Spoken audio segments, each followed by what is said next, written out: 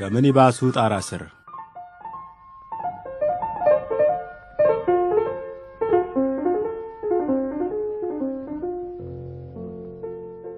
መገናኛ ትሄዳላችሁ አለ ወያላው ግማሽ አካሉን ከምኒባሱ መዞ አውጥቶ 4 ኪሎ መንገድ ዳር በረድፍ ጅብ ብለው የቆሙትን ሰዎች እየተመለከተ።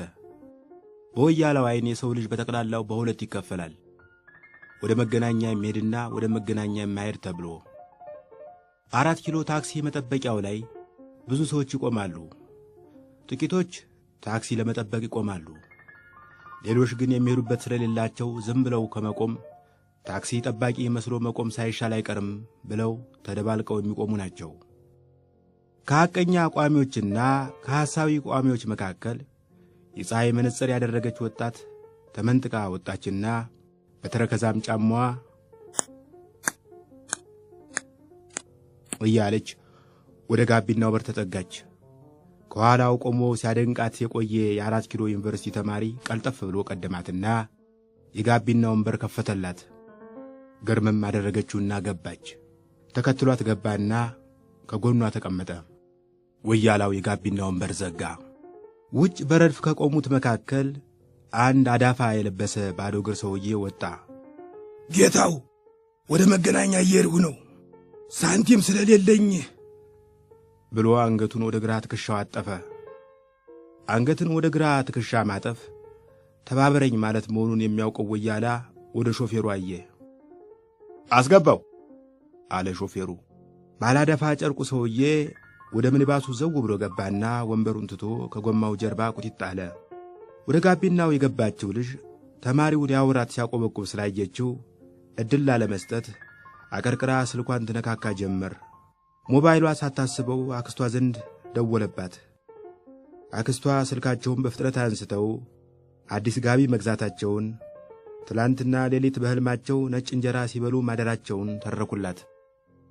ድምፅሽ በጣም ያምራል አለ ተማሪው ስልኳን ከመዝጋቷ። አመሰግናለሁ አለች ዞር ብላ ሳታየው። ተማሪው ዝም አለ። ቀጥሎ ምን ማለት እንደሚገባው እያሰላሰለ ዝም አለ። መገናኛ እስኪደርሱ ድረስ ቢያንስ ስልኳን መቀበል አለበት። ወያላው ሂሳብ ለመቀበል ወደ ሚኒባሱ ኋላ መጣ። ሚኒባሱ የኋላ ወንበር ላይ ተጣብቀው የተወለዱ የሚመስሉ ተሳፋሪዎች ተቀምጠዋል።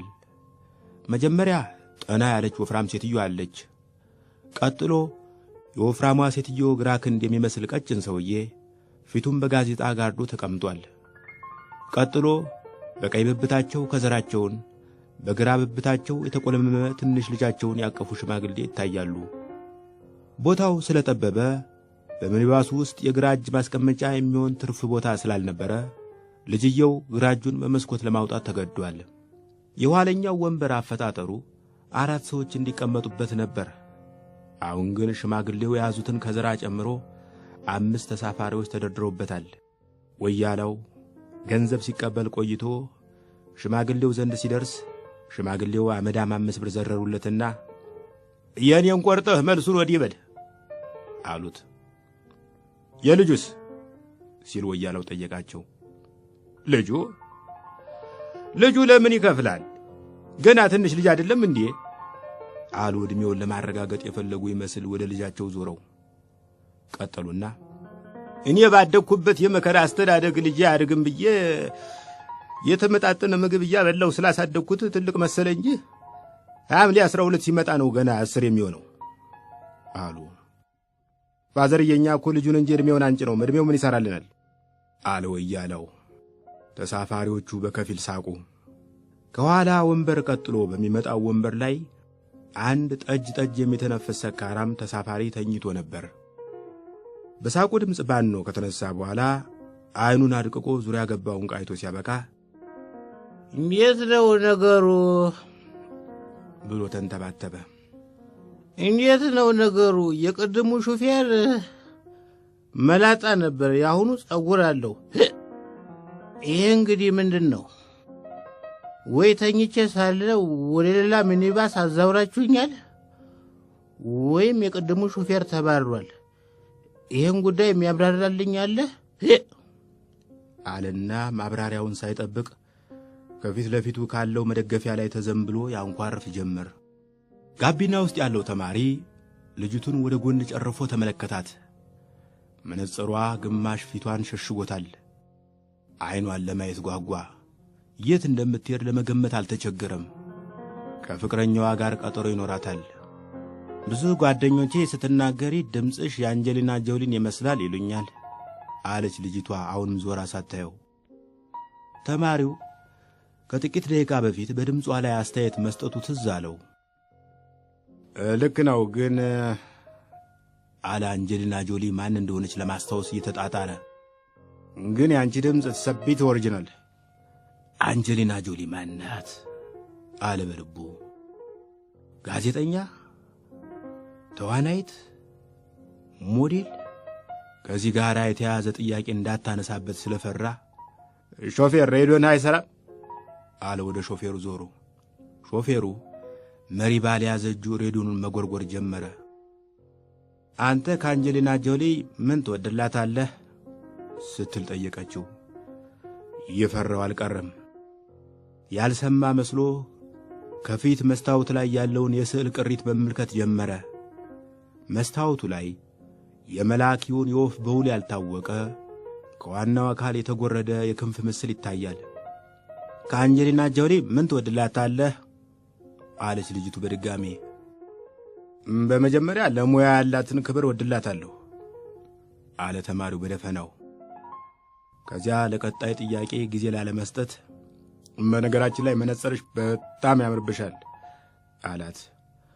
ሞቅ ያለ ፈገግታ አሳየችውና አመሰግናለሁ፣ መነጽሩ የፍቅረኛዬ ስጦታ ነው አለችው። አኩርፎ ጸጥ አለ። ይህ በእንዲህ እያለ ከኋላ ከተቀመጡ ተሳፋሪዎች መካከል ባለከዘራው ሽማግሌ ወደ ልጃቸው ዞረው ለተሳፋሪ ሁሉ በሚሰማ ድምፅ በዚህ ሴሚስተር አንደኛ ካልወጣህ የኔ ልጅ አይደለም፣ የስተመቼ ድረስ ሁለተኛ ስትወጣ ትኖራለህ አሉ። እየተማረ ነው? ወፍራማ ሴትዮ ጠየቀች። ከዚያ መልስ ሳትጠብቅ ቀጠለች። መማርን የመሰለ ነገር የለም። አለመማር ብዙ ጉዳቶች አሉት። አለመማር ከሚያመጣው ጉዳቶች መካከል አለችና በትብብር ገብቶ ከጎማው ጀርባ የተቀመጠውን ሰውዬ ቁልቁልታይ ጀመረ። በትብብር የገባው ሰውዬ በበኩሉ አለመማር ስለሚያመጣው ጉዳት ሲነሳ ጥቆማ በሚመስል አስተያየት ሰክሮ ወደተኛው ተሳፋሪ እየተመለከተ ነበር። የዛሬ ዘመን መምህራን ጥሩ ናቸው፣ አይጋረፉም አሉ ሽማግሌው። በእኛ ጊዜ አሁንም የሚጋረፉ መምህራን አሉ ሲል አቋረጣቸው። ከጎናቸው ተቀምጦ በጋዜጣ የተከለለው ተሳፋሪ ወደ ትዝታቸው እንዳይዘምቱበት ለማገድ። በእኛ ጊዜ ቀጠሉ ሽማግሌው ተናጋሪውን ቸል ብለው፣ በእኛ ጊዜ የነበሩ መምህራን በጣም ይጋረፉ ነበር። እንዲያውም አንድ በጣም የሚገርሙኝ መምህር ነበሩ። እኚህ መምህር ተማሪ ካጠፋ የሚገረፍበትን ልምጭ ቆርጦ እንዲያመጣ ያዙታል። አይ መምህር ቸኮል፣ አንድ ያደረጉኝ ነገር መቼም አይረሳኝም። የምትገረፍበትን ልምጭ ቆርጠህና አሉኝ። አይ ልጅነት እሺ ብዬ ወጣሁና ሽማግሌው ትረካቸውን ገታ አድርገው ዙሪያ ገባውን ቃኙት። ከጠበቁት በላይ ቁጥር ያለው ተሳፋሪ ከየወንበሩ እየተጠመዘዘ ለመገረምና ለመሳቅ ተዘጋጅቶ እየተከታተላቸው እንደሆነ ሲያውቁ ደነገጡ። የጀመሩት ትረካ ሲጠናቀቅ የተጠበቀውን ያህል ግርምትና ሳቅ እንደማያመጣ ቀድመው ስለተረዱ ምን አቅብጦ የጀመርሁት ብለው ተጸጸቱ። ይህኔ ሰበብ ፈጥረው ቢያቋርጡት እንደሚሻል ተረድተው በልጃቸው ትከሻ ላይ ራሳቸውን አስደግፈው ያስሉ ጀመር። ሳላቸው ቶሎ ሊጠናቀቅ ባለመቻሉ ወያለው ፋዘርዬ ችክችካዎትን ትንሽ ቀንሱልን፣ ሬዲዮ እንስማበት አላቸው። ተሳፋሪዎች ለሽማግሌው ትረካ ያጠራቀሙትን ሳቅ ለወያላው ለቀቁለት። ከኋላ ከተቀመጡት ተሳፋሪዎች መካከል የወፍራሟ ሴትዮ ስልክ ጮኸ። ማናገር ጀመረች። ሄሎ፣ yes, I am inside a taxi. Yes, inside a minibus taxi. You are inside a taxi also? Yes, we can see each other at darkness, at day's night. ወፍራሟ ሴትዮ ስልኩን በምታወራበት ጊዜ ሚኒባስ ውስጥ ያሉትን ሰዎች በሙሉ በዓይኗ እየተቆጣቻቸው ነበር። ወደ ሚኒባሱ የገቡት እንግሊዘኛዋን ለመገምገም መሰላት። ወራጅ አለ፣ አቁምልኝ አንተ አለች በቁጣ። አቁምላት አለ ወያለው። አቁምላት አለ በድጋሚ ቅኔው መድረስ አለመድረሱን ለማረጋገጥ ወደ ተሳፋሪዎች እየተመለከተ። ተሳፋሪዎች አንገታቸውን አዙረው በመስኮት አሻግረው የወረደችዋን ሴትዮ ተመለከቷት። ከሚኒባሱ የወረደችው ከግምገማ ለማምለጥ መሆኑ ገብቷቸዋል። ግን ሁሉም የተሰማቸውን ውጠው ዝም አሉ። እኔ ራሴ እንግሊዘኛ መናገር በጣም ነበር የሚከብደኝ የሚል አስተያየት ተሰማ። ሰካራሙ ነው። እውነቴን ነው። በጣም በችግሬ ጊዜ እንግሊዘኛ አስተምረኝ ብዬ አንድ ችስታ የህንድ ሰው በወር 400 ብር ቀጠርሁ። ከአንድ ዓመት በኋላ እኔና ህንዱ በደንብ መግባባት ጀመርን። ምክንያቱም ህንዱ አማርኛ ማውራት ቻለ።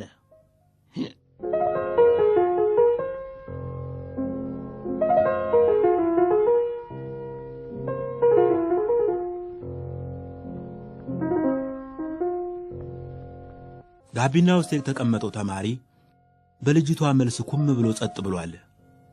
ከጋቢና በስተጀርባ ያሉ ተሳፋሪዎች ሲስቁ ሲሰማ በእርሱ የሚያፈዙበት መሰለው። ልጅቷ መነጽሩ የፍቅረኛ የስጦታ ነው ካለች በኋላ ወደ ፍቅረኛዋ እየሄደች እንደሆነ ትዝ አላት። ፍቅረኛዋን እንደተለመደው በወር አንዴ ታገኘዋለች። የተለመደው ካፌ ውስጥ ይቀጥራታል። ልክ እንደ ባለፈው ወር ያለ ኬክ ይጋብዛታል። ልክ እንደ ባለፈው ወር ያለ ማኪያቶ ይጋብዛታል። ከዚያ ማውራት ይጀምራሉ። አንድ ወር ሙሉ ያጠራቀሙት ወሬ በጥቂት ደቂቃዎች ውስጥ ያልቅና ይፋጠጣሉ። ፍቅረኛዋ ጸጥታው ስለሚያስፈራው አስተናጋጁ ቢል እንዲያመጣ ይነግረዋል። ቢሉ እስኪመጣ ድረስ ያለው ጊዜ ባዶ እንዳይሆን ከኋላ የሸጎጠውን የስፖርት ጋዜጣ አውጥቶ ማንበብ ይጀምራል። እርሷም ማስታወሻ ደብተሯን አውጥታ ቀጣዩ ቶምቦላ የሚወጣበትን ቀንና ቀጣዩ የወር አበባ የሚመጣበትን ቀን ትመዘግባለች። ከጥቂት ደቂቃ በኋላ መኝታ ቤት ይገባሉ። ወደ አልጋው ያጣድባታል። ከጥቂት ደቂቃዎች በኋላ ፊቱን ወደ ቴሌቪዥኑ አዙሮ ኳስ ጨዋታ ይከታተላል። እሷም ከኋላው ተጋድማ ጀርባው ላይ ያሉ ብጉሮችን ትቆጥርለታለች። አሁን እዚህ ጋቢና ውስጥ ከሚያወራት ተማሪ አጠገብ ሆና ስታስበው ሕይወቷ እንደ ጥንት ቴሌቪዥን ቀለም አልባ ሆኖ ታያት። ምን ነው ዝም አልክ አለችው። ተማሪው ተነቃቃና የሆነ ነገር እያሰብኩ ነበር ሲል መለሰላት። ስለምን? ስለ ፍቅረኛሽ። አንዲት ሴት ብዙ ወንድ የሚወዳት የሚመኛት ከሆነ ፍቅረኛዋ ሊደሰት ይገባል።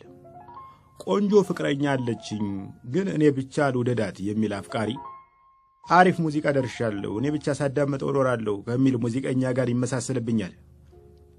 ምን ልልሽ ፈልጌ ነው፣ ባልሽ ጥቁር መነጽር ገዝቶ ውብ ዓይንሽን ከተመልካች መከላከል የለበትም። ልጅቱ መቃወሚያ ሐሳብ እየፈለገች ነበር።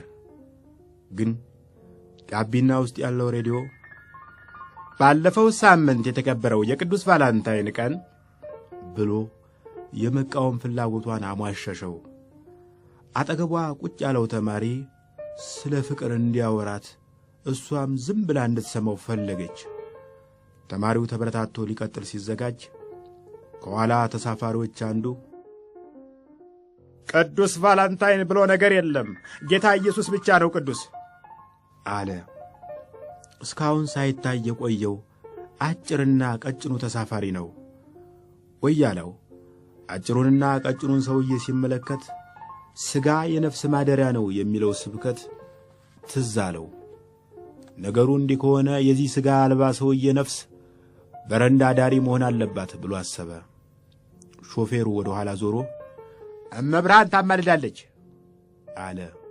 ጎበዝ፣ መጽሐፍ ቅዱስ ላይ ያልተጻፈ ነገር ባንናገር ደስ ይለኛል ሲል መለሰ ሥጋ አልባው ተሳፋሪ ለቀጣዩ ክርክር እየተዘጋጀ። የመብርሃን አማላጅነት በቅዱስ መጽሐፍ ላይ አልተጻፈም ላልከው አለ በትብብር የገባው የኔ ቢጤ። የሁሉም ዓይን ወደ እርሱ ዞረ። የኔ ቢጤው ሾፌሩን አግዞ ውለታውን ለመመለስ እግረ መንገዱንም መንፈሳዊ ክርክር ውስጥ ገብቶ ተመጽዋችነቱን አስረስቶ በመንፈሳዊ ተከራካሪነቱ እንዲታወስ የሚያደርገው አጋጣሚ ከፊቱ እንደተዘረጋለት ተሰምቶታል። ዕድሉ እንዳያመልጠው ቸኮለ። የመብርሃን አማላጅነት በመጽሐፍ ቅዱስ አልተጻፈም ላልከው አለ ደገመና። ኢሳይያስ ያለውን ይሰማህ አልመሰለኝም። ኢሳይያስ ምን አለ? ኢሳይያስ አፈወርቂ ምን አለ? አለ ወያላው። አብዛኛዎቹ ተሳፋሪዎች ሳቁ። ተረው ያልደረሳቸው ተሳፋሪዎች ምን አለ እየተባባሉ ጆሮአቸውን አዘንብለው የተባለውን ከሰሙ በኋላ ወያላውን ያደንቁ ጀመር። በትብብር የገባው ሰውዬ ወዲያው ተረሳ። ጋቢና የተቀመጠው ተማሪ ከጋቢና ጀርባ ያሉ ተሳፋሪዎች የጀመሩት መንፈሳዊ ክርክር አላስደሰተውም። ሃይማኖታዊ ቃላት ወደ ጋቢናው ሰርገው ገብተው ደህና እያስኬደው ያለውን ጠበሳ እንዳያደናቅፉበት ሰጋ። ስጋቱ ትክክለኛ ነበር። እግዚአብሔር የማይወደውን አባባል ነው እየተናገርህ ያለኸው አለችው ልጅቱ ተኮሳትራ። አሁን ወደ ኋላ ማፈግፈግ አልፈለገም። በንግሥተ ሳባ ታሪክ በኩል እንደተረዳው ፍቅር የማታለል ጥበብ ነው። አሁን በሚኒባስ ውስጥ የወረደውን የሃይማኖት ድባብ ለመግፈፍ እንደማይቻል ተረድቷል። ስለዚህ ሊጠቀምበት ፈለገ። ስለ መጽሐፍ ቅዱስ ብዙ አላውቅም አለ በትሕትና ፈገግ ብሎ። ግን ዳዊት ብዙ ሚስቶች እያሉት ከአቤሴሎም ሚስት መቀማቱን አንብቤያለሁ። ተሳስተሃል፣ የአቤሴሎም አይደለም የኦርዮንን ነው አለችው ሐሳቡን ሳይሆን ንባቡን አርማ። ልክ ነሽ።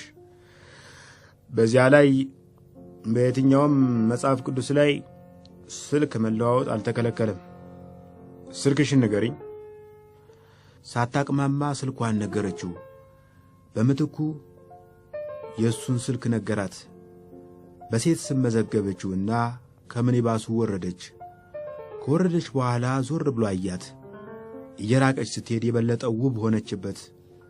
ድምጧን ላለመርሳት በሚኒባስ ውስጥ ምንም ነገር ላለመስማት ተመኘ። ግን ከኋላ ያለው ስጋ አልባ ተሳፋሪ ጮክ ባለ ድምፅ ክርክሩን ሲያጦፈው ሰማ። ጌታችን የጠፈሩ ሾፌር ነው። ለምሳሌ አንተ ወንድሜ ይህን ሚኒባስ ታሽከረክራለህ። አዎ፣ እኛም አንተን አምነን እንሳፈራለን። አንተም ወደምንፈልገው ቦታ ታደርሰናለህ። እንዲሁም ጌታ የጠፈሩ አሽከርካሪ ነው። በመጨረሻም ይመጣል። ተግተን እንጠብቀው ወንድሞቼ። በኋላ ሰርገኛ መጣ በርበሬ ቀንጥሱን እንዳይሆን። ሾፌሩ በታላቅ ወኔ ምላሽ ለመስጠት ተዘጋጅቶ ነበር። ይሁን እንጂ በሰባኪው አንደበት ከጌታ ጋር መነጻጸሩ የማይቋቋመው ውለታ ጣለበት። ዝም አለ። አዎ ወንድሞቼ አለ ሰባኪው በአሸናፊነት ድምፅ፣ ተግተን እንጠብቀው። በኋላ ሰርገኛ መጣ በርበሬ ቀንጥሱ እንዳይሆን። ያላችሁትም በሉ፣ እኔ ግን የበርበሬ ውድነት አይመለከተኝም አለ በከፊል ሲያዳምጥ የነበረው ሰካራም። በደህናው ቀን በርበሬ እንዳልበላ ሐኪም ከልክሎኛል። ከዚያ ውይይቱ ስለ በርበሬ፣ ስለ ጨውና ስለ ሌሎች ሸቀጦች ዋጋ ሆነ። ተማሪው ይህንን ሲሰማ አንድ ነገር ብልጭ አለለት። 4 ዓመት ሙሉ ዩኒቨርሲቲ ካምፓስ ውስጥ ሆኖ ስለ ሸቀጥ ዋጋ አሳስቦት አያውቅም ነበር። እንኳን የሸቀጥ ዋጋ ገበያ መኖሩንም ረስቶ ነበር። እንጀራ ከጤፍ መገኘቱን ረስቶ ነበር።